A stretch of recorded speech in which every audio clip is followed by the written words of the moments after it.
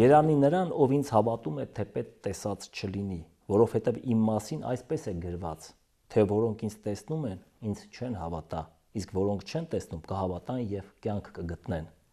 Իսկ դու, որ ինձ գրեցիր, որ գամ քեզ մոտ, ես այստեղ պետք է կատարեմ այն բոլորը, որի համար ուղարկված եմ։ Երբ այս բոլորը կկատարեմ, կհամբառնամ նրա մոտ, որ ինձ ուղարկեց։ Եվ երբ համբառնամ, քեզ մոտ կուղարկեմ իմ այս աշակերտներից մեկին, որ քո ցավերը բժշկե եւ կյանք շնորհե քեզ եւ քեզ հետ եղողներին։ Հիսուս Քրիստոսի թելադրանքով այս պատասխանն է գրում Թովմաս առաքյալը Եդեսիայի Աբգար թագավորին ըստ Մովսես խորենացու։ Քրիստոս հայրավ իմերելոց արքմենիկ։ Օրհնյալ եք հարությունը Քրիստոս։ Մեզ եւ ձեզ մեծ ավետիս, իհարկե ճրակալույցի այս հրաշալի երեկոյին մենք չենք կարող բաց թողել առիթը եւ չխոսեինք հայ գրականության մեջ Քրիստոսի կերպարի հարության խորհրդի նշանակության մասին եւ այսօր զուգահեռ ընթերցելու ենք շատ ուշագրավ մի մոտիվ, որը արձանագրում է Մովսես խորենացու հայոց պատմության մեջ, նաև օտար եւ այլ աղբյուրներով, այո, խոսքը Աբգար թագավորի եւ մեր Տեր եւ Փրկիչ Հիսուս Քրիստոսի նամակագրության մասին է։ Սա շատ ուշագրավ եւ անչափ այսպես զգացմունքային եւ ազդեցիկ մի պատմություն է, որը գուցե այսօր շատ այսպես ուշադրության չի արժանանում, այն պատճառով, որ պատմաբաններ օրինակ համարում են, որ Աբգար թագավորը հայ չէ, թեև խորենացին այդպես է համարում եւ այլ օտար աղբյուրներում էլ կա, որ հայ է, բայց խնդիրը սա չէ, այլ ուղղակի ինձ միշտ այս դրվագը գրավել է իր այդ պարզ անմիջականությամբ, թե ինչպես կարելի է հարաբերվել Փրկչի հետ։ Իսկապես այդ առումով շատ տպավորիչ է եւ մենք հետագայում եւ Քրիստոսի կերպարի տարբեր արտարծումներում, հատկապես քրիստոնեական եւ ամենատարբեր գրականություններում սրբախոսական, հա, նույնիսկ հետագա շրջանի արդեն մոդեռնիստական նույնիսկ շրջանի Քրիստոսի տարբեր կերպավորումներում դժվար կարող ենք գտնել նման անմիջականություն, հա, սա թերևս եթե չափազանցություն չհամարվի լավագույն փաստաթղթերից մեկն է եւ ամենաառարկայական Քրիստոսի գոյության, նրա գործունեության եւ ընդհանրապես այն հարաբերումի կերպի, որը Քրիստոսը քարոզում է կտակարաններում, որովհետեւ այստեղ է հարաբերումի մեջ եւ Աբգարի անմիջական հավատը, հա, ուղղված Քրիստոսին եւ նաեւ Քրիստոսի պատասխանը այնքան անմիջական դրվագայնություն են բերում, որ կարծում եմ, որ իր էությամբ այն պետք է իշխող լինի սրբախոսական ամբողջ գրականության վրա։ Եվ ես կարծում եմ, որ այդուհանդերձ այդ դրվագի քիչ արտարծումներ կան, որքան էլ թեման շատ է շրջանառվել, իշտակումները շատ են, նույնիսկ ես վերջերս Ումբերտո Էկոյի վեպերից մեկն էի կարդում, Բաուդոլինո, այնտեղ է նույնիսկ իշտակվում որպես շատ յուրահատուկ մի երևույթ, կարծում եմ, որ այս անմիջականությունն է մի փոքր ստիպել մարդկանց շրջանցել այս թեման, ինչու, որովհետև այն ամենակարևոր հրաշքը, որը Քրիստոսինն է, այստեղ ամենապարզ թողնի նաև ամենամարդկային ձևով է։ Այսինքն ընդ որում նա թագավոր է, այսինքն Տերը իշխող է, բայց նաև շատ պարզ մարդկային էություն ունի։ Այստեղ խնդիրը հենց թագավորի եւ Փրկչի հարաբերությունը չէ, որքան հենց պարզ մարդու հարաբերությունը եւ Աբգարի կերպարը հենց այդպիսին է եւ իր գրած այս նամակներն են դա թելադրում, տեսեք, մենք այստեղ տեսնում ենք նախ նա ի սկզբանե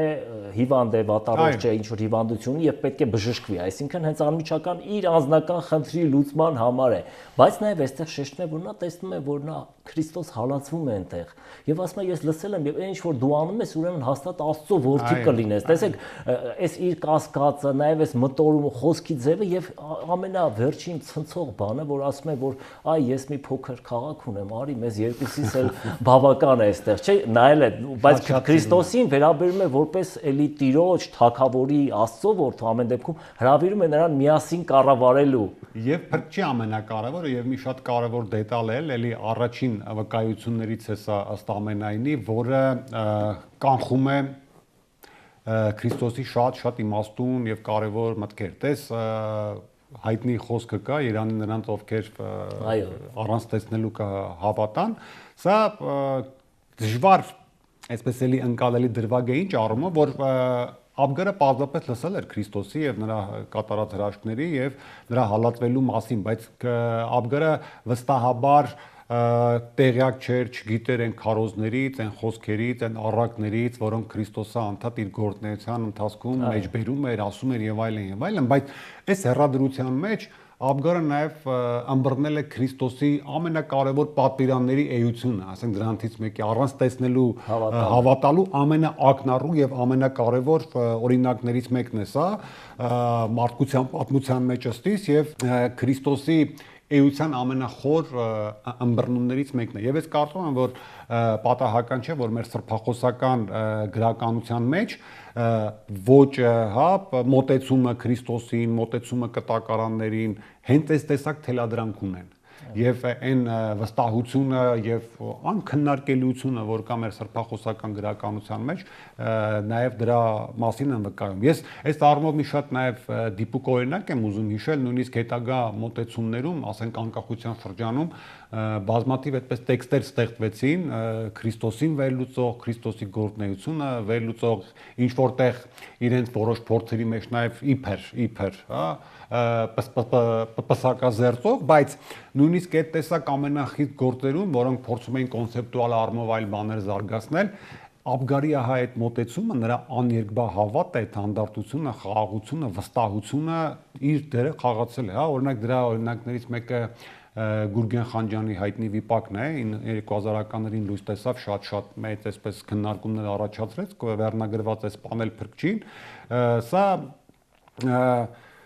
միտում ունի ինչ որ բան պսակազերծելու ըստ ամենայնի, հա, որտեվ վիպակի հերոսը պետք է գնա, հա, եւ փնտրի իր աչքով տեսնի այդուհանդերձ Քրիստոսին, որպեսզի գա Աբգար թագավորին պատմի, որ իր աչքով տեսել է, որ իսկապես գոյություն ունի եւ այլն, բայց տես Աբգարի նամակի եւ այդ ընդհանուր ոճի թելադրանքն այնպեսին է, որ նույնիսկ ահա այդ կասկածոտ հեղինակը Գուրգեն Խանջյանը ի սկզբանե իր հերոսի անունը դրել է Չունակ, հա, այսինքն ոչ ունակ եւ դրանով իսկ միանգամից բացապարզում այդ նամակի եւ հարաբերումի էությունը, որ այդուհանդերձ այստեղ Աբգարի արժանինքն էլ շեշտենք, որ ամեն մեկին տրված չէ հարաբերվել, շփվել Քրիստոսի հետ, չնայած նրա անհուն մարդասիրությանը եւ չգիտեմ, սա նաեւ բացառիկ դեպք է, չգիտեմ, կտակարանում այլեր հիշատակում են, որ Քրիստոսը գրավոր նամակագրություն ունենա ինչ որ մեկի հետ։ Սա էլ ուրիշ խնդիր է իհարկե, գրավոր նամակագրության Թովմա առաքյալն է գրում եւ այն առաքյալը, որը կասկածամիտն է, այո, կասկածամիտն է, այո, շատ հետաքրքիր մի այս տեսակ ուրեմն նշանային բան է ձևակերպը, բայց ինձ այն միշտ ժամանակակից գրականության անդրադառնում, Մովսես Խորենացին, որը ոչ մի դրվագ պատահական չի մեջբերում, ունի նախասիրած կերպարները, վստահաբար գուցե անդրադարձել էր, չգիտեմ, արդյոք Աբգար թագավորը հայ է թե չէ, բայց ամեն դեպքում նրան ներկայացնում է հայ եւ մեջբերում է այս նամակները եւ կասկած չի հայտնում նրա համար, իհարկե, սա կարևոր է նաև այն տեսանկյունից, որ հետո Քրիստոս ուղարկում է Թադևոս առաքյալին, որը գալիս է եւ քրիստոնեությունը Հայաստան է բերում, ուրեմն սա շատ կարևոր ուրեմն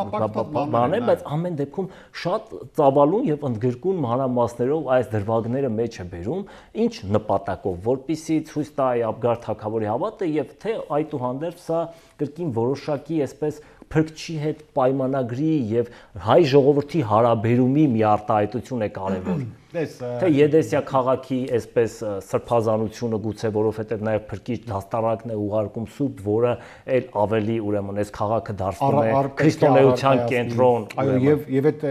դաստարակի պատմությունը իդեպ դեռ կվերադառնամ քո հարցի պատասխանին, եւս շատ շրջանառված է էլի ամենատարբեր գրականություններում, օտար երկրահատկապես եւ շատ կարևոր ֆենոմեն է եւ հայ գրականության մեջ էլ շատ կարևոր արտարծում ունի երջանկայի շատակ Վահան Հովհաննիսյանի Մանդիլյոն վեպը դետեկտիվ իհարկե որոշակի տարերով այդուհանդերձ այդ դաստարակի այսպես թափառումների դրա կատարած դերակատարության շուրջ, նշանակության շուրջ եւ այդտեղ երկու բժշկության փրկության այո, հնարավորություն է տվել, տես այստեղ էլ շատ կարևոր բան կա, վերջից եմ սկսում քարտի պատասխանը, որպեսզի ավելի հստակ պատասխանեմ, այդ բոլոր դեպքերում էլ եւ Վահան Հովհաննիսյանի դեպքում նաեւ Խանջյանի դեպքում էլ այդ կտորները կան, ահա այդ դաստարակի պատմությունը ընդհանրապես Աբգարի եւ Քրիստոսի հարաբերումը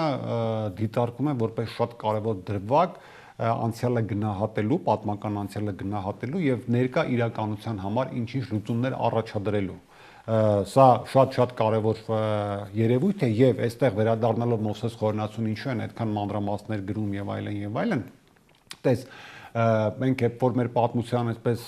էջերը թերթենք, կտեսնենք Գեդեսիա քաղաքի շատ կարևորությունը, հա, մեր ազգի համար, մեր ժողովրդի համար, մեր պետականության համար, չմոռանանք, որ հենց այնտեղ Մեսրոպ Մաշտոցը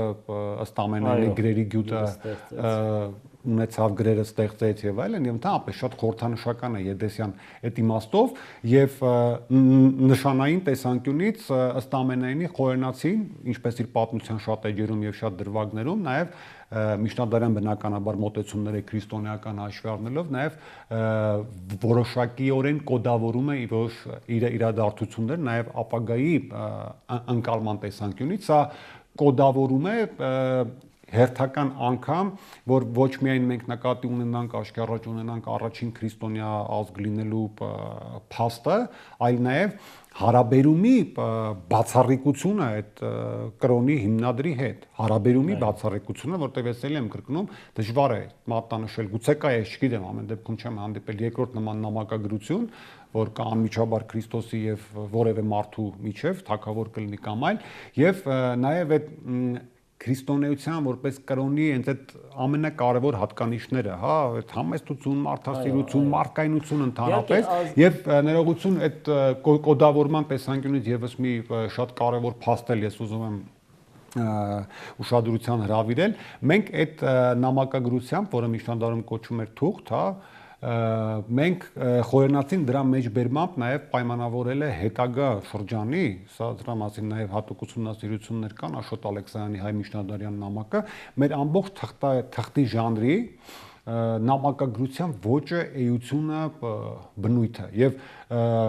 ամենատարբեր նամակներ են մեջ բերված եւ Խորենացու մոտ, Բուզանդի մոտ, Ագաթանգեղոսի մոտ, Փաստոսի մոտ, հետագա պատմիչների գործերում Գրիգոր Մագիստրոսի հայտնի թղթերը կան, հա, որոնք հետո Կարապետ Կոստանյանը հրատարակեց, մենք տեսնում ենք հասցեատիրոջ եւ նամակագրի այնպիսի հարաբերում, որը արդեն իսկ որպես էտալոն ձևավորված է Աբգարի եւ Քրիստոսի թղթափոխանակության մեջ։ Իհարկե, նամակագրությունը շատ առումներով է հետաքրքիր, բայց այստեղ մի ուրիշ բան կա, մենք երբ որ խոսում ենք այ որպես բացառիկ մի բան, որ շնորհված է Աբգարին կամ հայ ժողովրդին, եթե նա հայ թագավոր է, բայց այստեղ միայն օրհնության եւ բժշկության խնդիր չի, այլ նաեւ պատասխանատվության խնդիր է, երբ որ փրկիչ քո հետ մտնում է այս տեսակ հարաբերումի մեջ, նա սա նաեւ որոշակի պատասխանատվություն եւ գուցե պայմանագիր է եւ հենց այս տեսանկյունից նաեւ որոշակի հետագա ընթերցումների ենթարկվել է եւ մասնավորապես Ստեփան Զաքարյանի Խոր վիրապ գրքում, որը 1995 թվականի առաջին անգամ հրատարակվել, երկրորդ անգամ 2023 թվականին պիեսների ժողովածու, այստեղ թուրք տար փրկչին, ուրեմն շատ ուշագրավ պիեսում մենք տեսնում ենք նաև այս հետագա արծարծումը, նաև 90-ականների նոր պետականության ստեղծման իրականության մեջ ակունքներին, քրիստոնեական արմատներին, բարոյական այս կարևոր արժեքներին վերադառնալու խնդիրը, որպես ոչ միայն այսպես օրհնության, այլ նաև վստահության եւ պատասխանատվության բան։ Եվ մի հատված ես կընթերցեմ, այստեղ իհարկե հերոսները Անանն է գլխավոր հերոսը, որ այն Սուրանդակն է, զինվորն է, որը գնում է եւ անմիջապես շփվում է փրկչի հետ եւ այո, եւ Աբգարին է եւ փրկչին է փոխանցում Աբգարի խնդրանքը եւ ցանկանում է նրան պաշտպանել, փրկել, տեսնելով այդ բաները եւ նրան Քրիստոս ասում է. Անան, դու չհասկացար ինչ խնդրեցիր եւ քո արքան էլ չհասկացավ ինչ թուղթ գրեց ինձ իր քաղաքն իր ունեցվածքը իր իշխանությունը կիսելով ինձ հետ եւ ես ընդունում եմ եւ ես կբնակվեմ քո եւ քո արքայի սրտերում ձեր ծերունդների սրտերում ոչ դու ոչ արքա չհասկացաք ինչ ծանր բեր լուծ վերցրիք ու դրիք ձեր ծերունդների ձեր ազգի ուսերին բայց իմ երկրավոր հոր կամքն էր նա քո սրտում դրեց այդ խնդիրքը նա քո արքային հուշեց ունեցած ինձ հետ կիսելու միտքը Նա գրեց ճակատագիրը ծերունդների մի ողջ ազգության, որին հանունից պիտի հալածեն ու ծաղրի ենթարկեն։ Այսինքն տեսնում եք, այ հենց այս անմիջականությունը եւ խնդրանքը եւ կիսելու ցանկությունը, այ քո թագավորությունը, երբ որ դու կիսում ես հենց փրկչի հետ, դու նաեւ վերցնում ես կարծես թե նրա որոշակի ճակատագիրը, դառնում ես նրա հետևորդ, առաքյալ եւ միաժամանակ սա ոչ միայն օրհնություն է ուրեմն, այլ նաեւ եւ պատասխանատվություն եւ ծանր բեռ, ինչպես տեսնում ենք արդեն Ստեփան Զաքարյանի այս պիեսում, այսինքն մենք որոշակիորեն գիտակցաբար թե չէ թե այդ նախնիների բանով, որ ընտրել է այս ճանապարհը, մենք այս դժվար ճանապարհի վրա ենք։ Դա կարևոր ճանապարհ է։ Տես, այս խնդիրները բնականաբար կապում էին նորօրյա պետականության ամենատարբեր հարցերին, որտեղ պետականությունը ունենալով ամենատարբեր ինստիտուտներ, ունենալով ամենատարբեր համակարգեր, այնուամենայնիվ պետք է ունենա մի որոշակի գաղափարական խարիսխ, այո, որի վրա պետք է հենվի եւ ուշագրավ է որ 90-ականների սկզբին որոշակի արդեն ազատության պայմաններում եւ այլն մեր բոլոր գրողները նրանք ովքեր թեմային մոտեցել են իրենց արձարծումներում շատ կարևորել են հենց քրիստոնեության դերը եւ եթե ընդհանրապես վերցնում ենք փաստեր, հա, տարբեր սցենապարծ խոսքեր, որ մենք այսինչ ազդենք, այնինչ ազդենք եւ այլն, այո, մենք այդ վերլուծությունների մեջ պետք է տեսնենք, որ այդ բացառիկությունը մեզ իսկապես շնորհվել է, հա, Աբգար Քրիստոս այս հարաբերումից եւ քիչ առաջ քո ընդհանրած հատվածի Բարդուղիմեոս Գրիգոր Լուսավորչի եւ մենք գիտակցաբար տես գնացել ենք այդ ճանապարհով եւ ըստ ամենայնի այն ինչ որ մենք շեշտում ենք որպես մեր բացառիկության, միակության, չգիտեմ ինչի հատկանիշներ, սա հենց քո կարդացած հատվածի մատնանշումներն են, որը Քրիստոսը ձևակերպում է իբրև այդ հալածանքների, չէ, չարչարանքների մնացածի ճանապարհ, բայց դրանք ըստ ամենայնի մեր ժողովրդի համար այդ ճանապարհը ծառայել են նաև այդ նվաճումների, հա, ձեռքբերումների ճանապարհ։ Մշակման ճանապարհ, իսկական քրիստոնյայի ճանապարհ, այսինքն երբ որ մենք կրկին հաճախ վկայակոչում ենք մեզ որպես առաջին քրիստոնյա ազգ եւ այլն, դա որպես այսպես ուղղակի հնչում է որպես սնապարություն կամ առաջադեմ Միքայել գուցե ժամանակի մեջ, որ արեց մեր տրթատ թագավորը եւ ժողովուրդը եւ այլն, բայց այստեղ նաև շատ կարևոր է որ քրիստոնյայի համար այս Քրիստոսին հետևելու ճանապարհը սա տառապանքների եւ հալածանքների ճանապարհ է այսինքն այս ամեն ինչի արդյունքով է դու հոգեպես մշակվում ես եւ դառնում ես իսկապես այն քրիստոնյա, որը հետո հանդերձյալ կյանքում արժանանալու է լավ հանգրվանների, այսինքն այս գիտակցությունն է, որը բերում է, ասենք, այս դեպքում ժամանակակից հեղինակը, բայց նույնը մենք կարող ենք տեսնել նաեւ խորենացու տեքստում։ Եվ ուրիշ բան է, որ մենք այսօր հեռացել ենք, այսինքն մենք թվում է, որ մեր հավատով մենք Աստծուն լավություն ենք անում եւ նա էլ մեզ պետք է պահի, պահպանի եւ այլն, բայց նաեւ մեր հավատով մենք նրա հետևորդն ենք դառնում եւ նաեւ ըստ էության ինչ որ առումով կիսում ենք նրա այդ չարչարանքները։ Տես, ես խորհրդացում վերադառնալով մի շատ կարևոր դիտարկում եմ ուզում անել, բոլորս էլ գիտենք, որ քրիստոնեության մուտքը Հայաստան եւ մնացած բոլոր մանրամասները բնականաբար վկայագրել է Ագաթ Հանգեղոսը եւ մի Մովսես խորհրդացումոտ այդուհանդերձ քրիստոնեության ընդունման պատմությունը շատ դրվագային է, թեպետ այնտեղ կան շատ էական փաստեր, որոնք Ագաթ Հանգեղոսի մոտ չկան, օրինակ Տրթատի մահը եւ այլն, այս առումով Աբգարի եւ Քրիստոսի նամակագրության մեջբերումը նման մանրամասնությամբ եւ նման դիրքավորումով ըստ ամենայնի փաստաթղթավորում է, կոպիտ ասած, այն ինչը պատմում է Ագաթ Հանգեղոսը, որովհետև իր շրջանում արդեն խորհրդացու շրջանում որոշակի իհարկե հեռացումները կային, հա, սկսում էին նոր այսպես խմբեր ձևավորվել, հեթանոսությունը դեռ ամբողջովին չէր հաղթահարվել Հայաստանում եւ այլն եւ ըստ ամենայնի Աբգարի թղթի եւ Քրիստոսի պատասխանի մեջբերումը եւ նման կարևորումը նաեւ խնդիր ուներ ժամանակին ահա գլուխ բարձրացած որոշ հարցերի լուծման, որտեվ միջնադարյան տեքստը, պատմագրական տեքստը ուներ նաև նման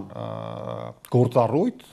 որ պետք է այդ պատմական տեսանկյունից այնտեղ իհարկե շատ հարցեր կար, իհարկե ասորական եկեղեցու հետ հարաբերություններ, մենք փորձեցինք այսօր գեղարվեստական այս նշանակությունը, գաղափարական նշանակությունը հասկանալ, թե ինչու է ուրեմն հատվածը ներգրավում խորենացու պատմության մեջ, նաև օտար աղբյուրներում հիշատակում ամբողջ միջնադարում առիթներով հիշատակում եւ այսօր որքանով է մեր տեսանկյունից արդեն այս ամեն ինչը կարեւոր եւ սա արդյոք ազնական խնդիր է թե այդուհանդերձ այս հարաբերումը պայմանավորվում է այս ժողովրդի հանրության հետագա մինչեւ օրս մեր հարաբերումը այս կարեւոր գաղափարներին եւ հատկապես ուրեմն մեծ բակից հետո հրաշափահ հարության այս լուսավոր տոնի օրը իհարկե կարևոր է այս խնդիրներին անդրադառնալ, ընթերցել սա, հասկանալ քո ժողովրդի պատմության հարաբերումը քրիստոնեության հետ եւ նաեւ մեր այսօրվա կյանքի մեջ, ինչպես Աբգար թագավորի իրականության մեջ, ինչ դեր ու նշանակություն ունի եւ ինչպես ենք մենք փրկչին ընկալում։ Այ ընկալում ենք այսպես անմիջականությամբ, սիրով, նվիրումով, հոգատարությամբ, որտեղ ինչպես մենք ակնկալում ենք, որ Աստված մեր նկատմամբ հոգատար պետք է, մենք էլ պետք է երևի հոգատար լինենք։ Այս կարևոր խորհուրդն է, որ ինձ համար միշտ հուզիչ է եւ նաեւ հատկապես այս բնագրերը, որ կարդում ենք, ել ավելի հետաքրքիր մտորումների տեղիք են տալիս։